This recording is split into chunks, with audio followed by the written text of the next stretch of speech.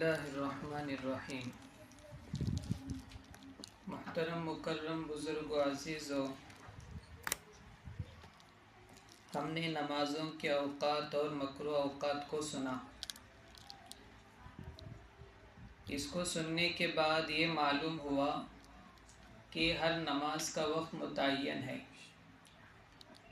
جیسے فجر کا وقت کل 1.5 گھنٹے کے آس پاس ہوتا ہے، اسی طرح مغرب کا کل وقت 1.5 گھنٹے کے آس پاس ہوتا ہے، اور عصر کا پورا وقت 1.25 گھنٹے کے آس پاس ہوتا ہے۔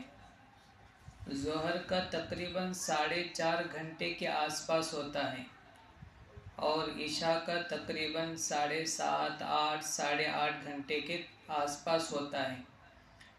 یہ نماز کے جتنے بھی گھنٹے ہیں، ان پورے گھنٹوں میں سے کبھی بھی نماز پڑھیں گے نماز تو ہو جائے گی، لیکن اس پورے وقت میں سے بھی ایک وقت اللہ کے رسول صلی اللہ علیہ وسلم نے چنا ہے اور فرمایا کہ اس میں پڑھو۔ ٹھیک ہے، 1.5 گھنٹے بھی پڑھنے ہی کے ہیں، لیکن اس پورے 1.5 گھنٹے میں سے اس میں پڑھیے۔ اس کو مستحب وقت کہتے ہیں۔ جیسے فجر آج کل شروع ہوتی ہے 5:03 سے، اور فجر کا وقت ہے 6:16 تک۔ اللہ کے رسول صلی اللہ علیہ وسلم فرماتے ہیں فجر کو بالکل اندھیرے وقت میں، یعنی 5:10 پر 5:15 پر نہ پڑھ کے روشن کر کے پڑھیے، یعنی سورج نکلنے کے 20-25 منٹ پہلے پڑھیے، تمہارا اجر بڑھے گا۔ اجر کیسے بڑھے گا؟ اس وقت میں پڑھیں گے لوگ زیادہ آئیں گے، ہماری جماعت بڑھے گی، اور جماعت میں جتنے زیادہ لوگ ہوں گے پڑھنے والوں کا ثواب بھی اتنا بڑھ جائے گا۔ یہ مستحب وقت ہے۔ اسی طرح ظہر کے لیے اس کے بارے میں ہے کہ جب گرمی کے دن چل رہے ہوں، ظہر کو تاخیر سے پڑھیے، 2 بجے 2:30 بجے 3 بجے اس کو ٹھنڈی کر کے پڑھنا ہے، اور جب ٹھنڈی کے ایام چل رہے ہوں اس کو جلدی پڑھنا ہے، 1:45 بجے 1 بجے 1:15 بجے۔ یہ مستحب وقت ہے۔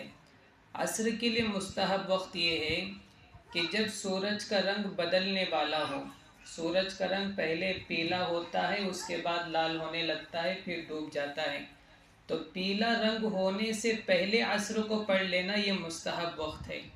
اور مغرب کے لیے مستحب وقت یہ ہے کہ جیسے ہی وقت ختم ہو کر عصر کا وقت ختم ہو جائے، مغرب کا وقت شروع ہو جائے، اذان دے دینا ہے، اذان کے فوراً بعد مغرب کی نماز پڑھنا یہ مستحب ہے۔ کتنا وقفہ دے سکتے ہیں؟ دوسری نمازوں کے لیے اتنا وقفہ دیں جس میں لوگ اپنی حاجت سے فارغ ہو کر وضو کر کے مسجدوں میں آ جائیں۔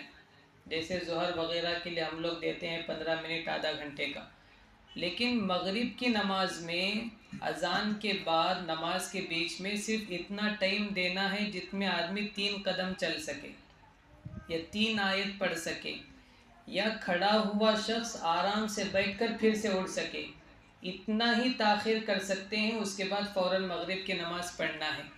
اسی وجہ سے امام ابو حنیفہ رحمۃ اللہ علیہ کے یہاں مغرب کی اذان کے بعد 2 رکعت نفل نہیں ہیں۔ دوسرے اماموں کے پاس ہے، دوسرے لوگ پڑھتے ہیں، لیکن ہمارے یہاں مغرب کے اذان کے بعد کوئی نفل نہیں ہے، اس لیے کہ اگر 1-2 آدمی کو بھی اجازت دے دیں گے تو پھر ایک ماحول بن جائے گا سنت پڑھنے کا، پھر اس کے بہانے سے 10-15 منٹ جماعت میں تاخیر کرنی پڑے گی، جو کہ اللہ کے رسول صلی اللہ علیہ وسلم کے سنت کے خلاف ہو جائے گا۔ تو مغرب کا مستحب وقت یہ ہے کہ اس کو اذان کے فوراً بعد پڑھا جائے۔ عشاء کا مستحب وقت یہ ہے کہ اس کا جتنا بھی وقت ہے 8-9 گھنٹے، اس کو 3 حصے میں ڈیوائیڈ کریں، پہلا حصہ جتنا بنتا ہے اس کے آخر میں پڑھیں۔ جیسے 9 گھنٹے ہیں تو پہلے 3 گھنٹوں کے آخر میں عشاء کی نماز پڑھنا یہ مستحب وقت ہے۔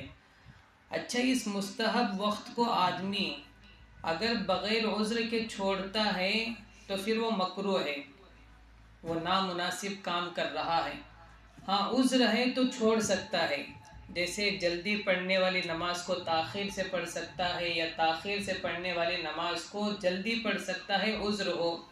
عذر جیسے آدمی سفر میں ہے، ابھی ہم نے سنا کہ مغرب کو جلدی پڑھنا ہے، لیکن وہ سفر میں ہے، سواری کار وغیرہ چلا رہا ہے. اگر وہ مغرب کے لیے ایک مرتبہ اترے گا تو پھر تھوڑی دیر کے بعد عشاء کے لیے اس کو اترنا ہے. اس کے دل میں یہ بات آ رہی ہے کہ مغرب کے بالکل آخر وقت میں ایک مرتبہ اتر جائیں گے، مغرب پڑھیں گے، تھوڑی دیر کے بعد عشاء پڑھ لیں گے تاکہ ایک وقت میں دو کام ہو جائیں. تو یہ سفر کا عذر ہو تو کر سکتا ہے کہ مغرب کو اس کے آخر وقت میں پڑھ لیں اور عشاء کو اس کے بالکل اول وقت میں پڑھ لیں. اسی طرح کسی نماز میں ظہر اور عصر میں کر لیں یا عصر اور مغرب میں کر لیں، سفر کا عذر ہو. اس میں نظر تو ایسے آ رہا ہے کہ دو نمازوں کو ایک ساتھ پڑھ رہا ہے، یہ عمل میں دو نمازوں کو ایک کیا ہے، لیکن ایک وقت میں دو نماز نہیں ہو رہے ہیں کہ مغرب میں عشاء کو پڑھ لیا یا عشاء میں جا کر مغرب کو پڑھ لیا. یہ جائز نہیں ہے.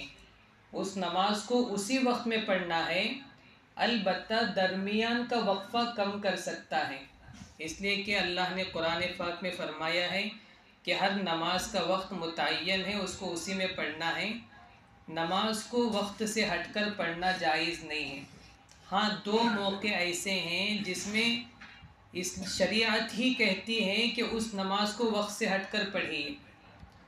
یہ جائز ہے حاجیوں کے لیے، جب وہ عرفات کے میدان میں ہوتے ہیں اور اس امام کے پیچھے نماز پڑھ رہے ہوں جو سرکار کی طرف سے طے ہے، حکومت کی جانب سے طے ہوتے ہیں، وہ مسجد نمرہ میں نماز پڑھاتے ہیں. ان کے پیچھے پڑھنے والے حاجیوں کے لیے ہے کہ وہ ظہر ہی کے وقت میں ظہر اور عصر پڑھ لیں، یعنی عصر کو بھی عصر کے وقت سے پہلے پڑھ لیے. یہ صرف حاجی کے لیے جائز ہے، ہم جیسے لوگوں کے لیے جائز نہیں ہے کہ مجھے کچھ جلدی جانا ہے اس لیے بعد کی نماز بھی ابھی پڑھ لیا یا ابھی کی نماز بعد میں پڑھ لیا.